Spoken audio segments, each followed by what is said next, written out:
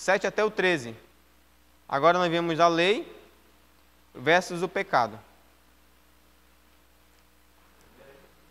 Que diremos? A lei é pecado? De modo nenhum. Contudo, eu não conheceria o pecado se não fosse pela lei, porque eu não conheceria a cobiça se a lei não me dissesse, não cobiçarás. Observe aí que Paulo está repetindo o mandamento do decálogo, não está repetindo o mandamento do decálogo? Não cobiçarás. Ó. Então vamos lá.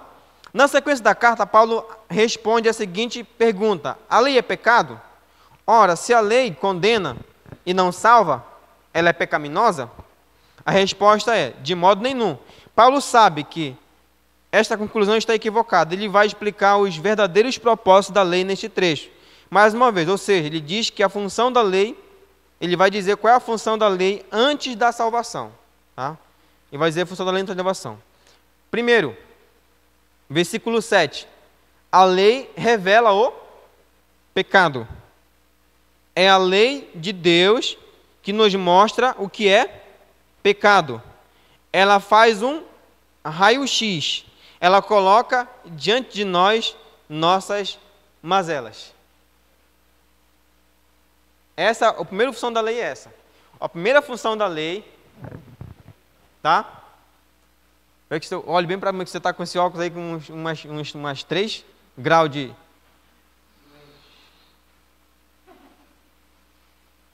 Vou ser mais lógico aqui com você, né? Que às vezes você não entende, né? Coração.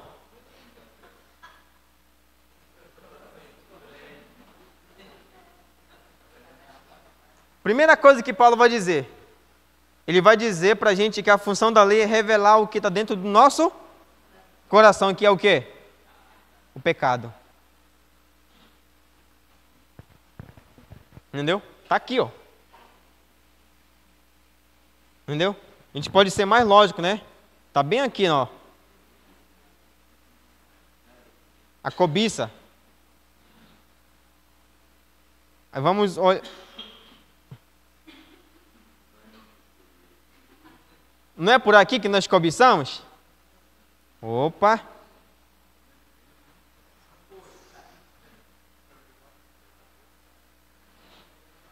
Né, irmão? Não é por aqui pelo... Está aqui, mas... cobiçamos. Então, em primeiro lugar, Paulo vai dizer, ó, que diremos então? De modo nenhum. Contudo, eu não conheceria o pecado se não fosse pela lei. Então ele vai dizer que a lei, como no final ele vai dizer, então a lei é boa. Né? Não fosse a lei. Porque eu não conheceria a cobiça se a lei não me dissesse, não cobiçarás. Então, o primeiro ponto, né? É a lei de Deus que nos mostra o que é o pecado, ela nos faz um raio-x. Ou seja, durante a gente não conhecer a lei de Deus, a gente não sabe que nós somos pecadores. Está aqui, ó, a cobiça está aqui na nossa mente, a ira, a discórdia, entendeu? A ganância, o pensamento do adultério, da fornicação, entendeu? Do assassinato, o que mais? Lá que fala em Romanos capítulo 1, versículo 18. Tem uma lista lá de pecado, não tem? Está tudo aqui. Aí a gente vive uma vida normal como se não tivesse dentro de nós.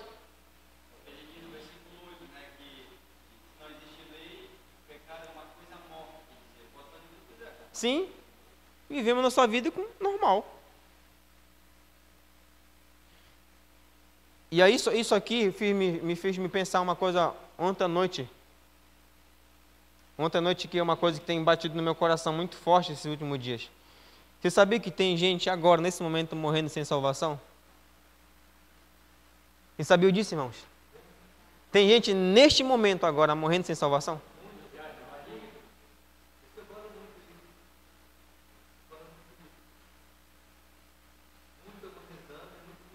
Gente, irmão, morrendo nesse momento, sem salvação. Nunca conheceu o evangelho, tem gente que não sabe o que é pecador. Não sabe o que é pecador. Não sabe que está sentenciado a morrer. Porque Deus tem urgência em salvar a gente. Deus sabe que tem gente morrendo sem salvação. Ele disse, não, eu vou levantar a gente para pregar o evangelho, para falar do meu amor para as pessoas. Isso tem me incomodado no meu coração. Por que eu falo isso, irmãos?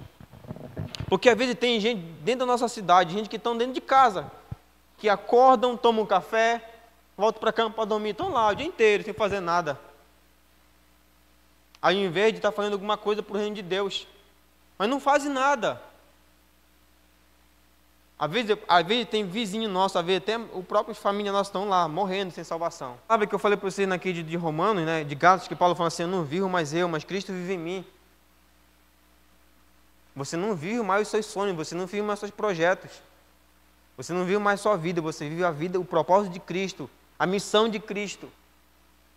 Entendeu? A missão de Cristo. É por isso que nós, como igreja, irmão, a gente precisa sair mais um pouco dentro de quatro paredes.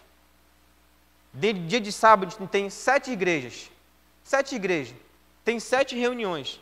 Mas durante o sábado, nós temos para mais de 20 reuniões nas casas. Todas as vezes que você vai orar, toda vez que você vai visitar alguém, lembre-se que não é você que vai lá, é Deus que vai lá naquela casa. É Jesus que vai naquela casa. Entendeu? Às vezes assim, pastor, mas a pessoa não vai ouvir a gente. Não esquenta com isso, deixa que o Espírito faça a função dele. Então, ou seja, a primeira função da lei é isso. A função da lei, né?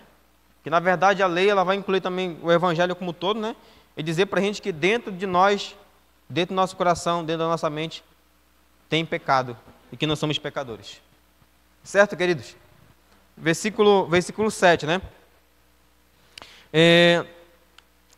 Olha só, viver sem conhecer a lei é viver uma vida ilusória.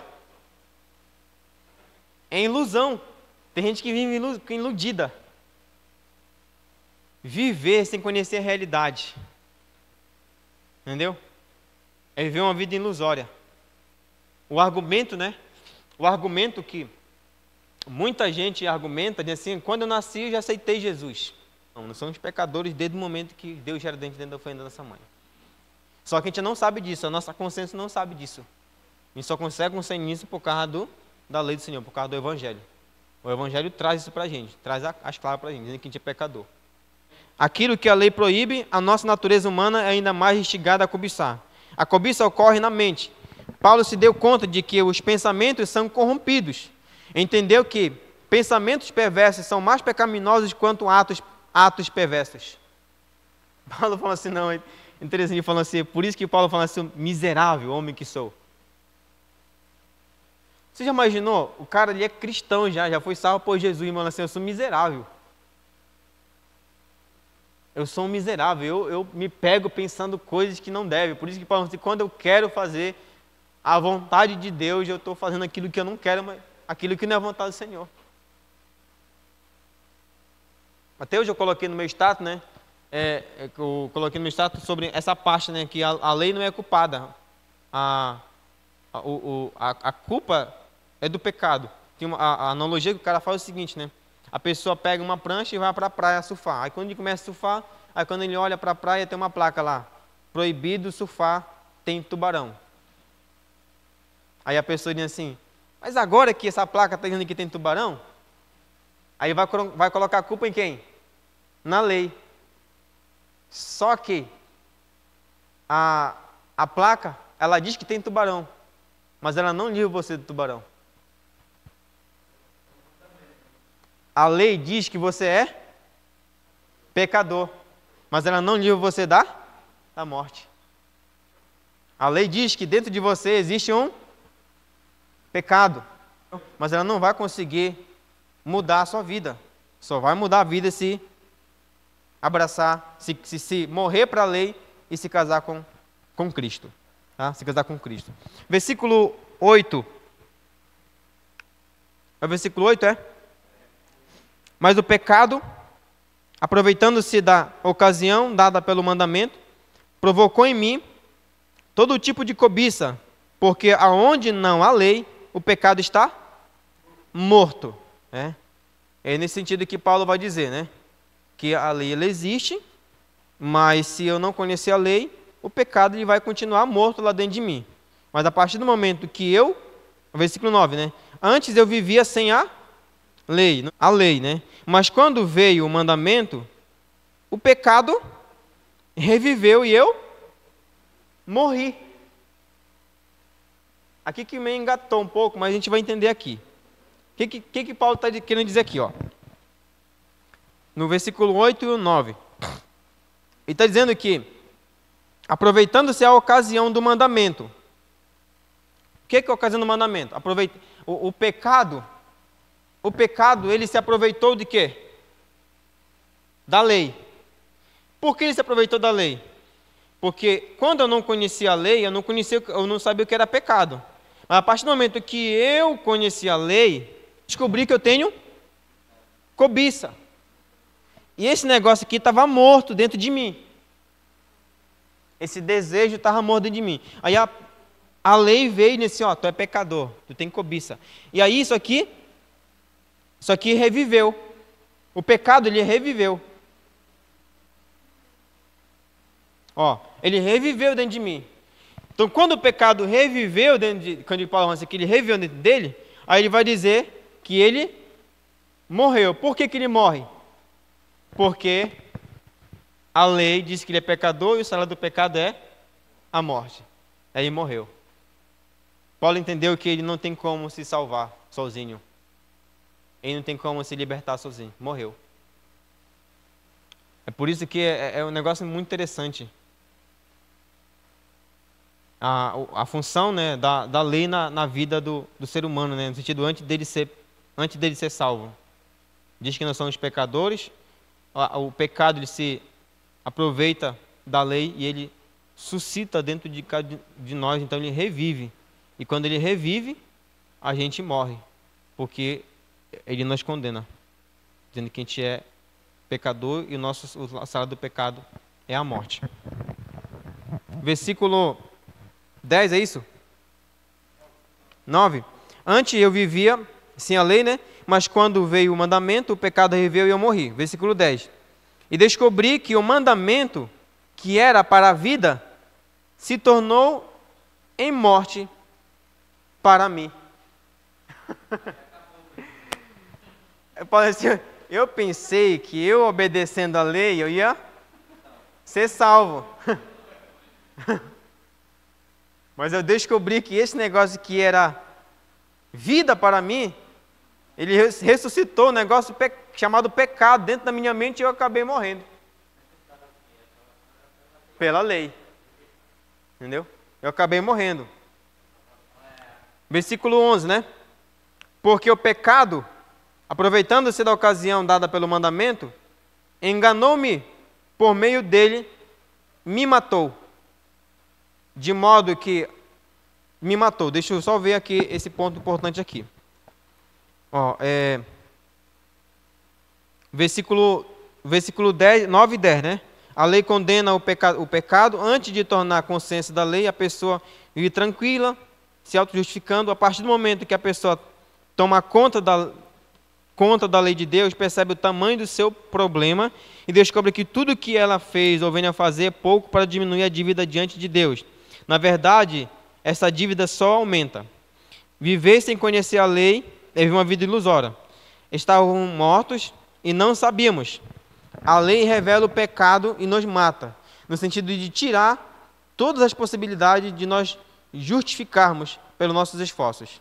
A lei revela o nosso real estado de necessidade. Versículo 12 e 13. A lei é boa, porque a sua intenção foi prestar benefícios aos seres humanos. Então, no versículo 11, assim, porque o pecado, aproveitando-se da ocasião dada pelo mandamento, enganou-me e por meio dele me matou, né? Me matou. No sentido que Paulo pensou que ele estava alcançando a vida pela obediência à lei, mas na verdade a lei estava condenando ele à morte. Aí vem o versículo 12, né? De modo que a lei é santa e o mandamento santo, justo e bom. E vai dizer que a lei é boa. Então o que era bom tornou-se em morte para mim? De modo nenhum. Mas o pecado para que se mostrasse como pecado, produziu em mim a morte por meio do que era bom, a fim de que pelo mandamento o pecado se mostrasse extremamente pecaminoso. Como é que está na versão de vocês aí? Versículo 13. Então Paulo vai dizer que o problema não é o quê? Não é a lei. Qual é o maior problema? O pecado. Entendeu? Ele vai dizer que a lei, ela é justa, né? Como é que está aí na versão de vocês? Santa, justo e bom.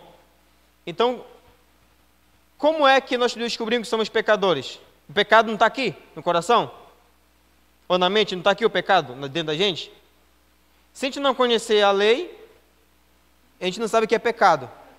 Aí, do que o pecado ele se aproveita? Do que ele se aproveita? Ele se aproveita de quê? Da lei. Então, só descobrimos que somos pecadores por causa de quê? Por causa da lei. Aí o pecado se aproveitando da lei, e agora que somos pecadores, aí ele vai dizer que nós estamos sentenciados à morte. Então, Paulo vai dizer que a lei não se tornou algo ruim para ele. Mas que o real problema não é a lei, o real problema é o pecado. Tá? É o pecado. Então, recapitulando aqui para a gente terminar, irmãos. Pastor, o que significa não estamos mais debaixo da lei? Significa que a lei não tem mais poder de nos condenarmos. Dizer que nós somos pecadores e que o nosso salário é a morte. Porque morremos para a lei e se casamos com Cristo. Aí Paulo vai dizer que a gente só conheceu o que é pecado por causa da lei. O pecado ele se aproveitou da lei para reviver. Então, quando ele reviveu, ele nos matou, porque ele nos condenou dizendo que nós somos pecadores. Tá? Então, o relacionamento aqui do pecado com a lei, né? Acho que o último versículo aqui nosso é o versículo 13 e 14, né? 14 é o 13, é? É o 13, né? É isso mesmo.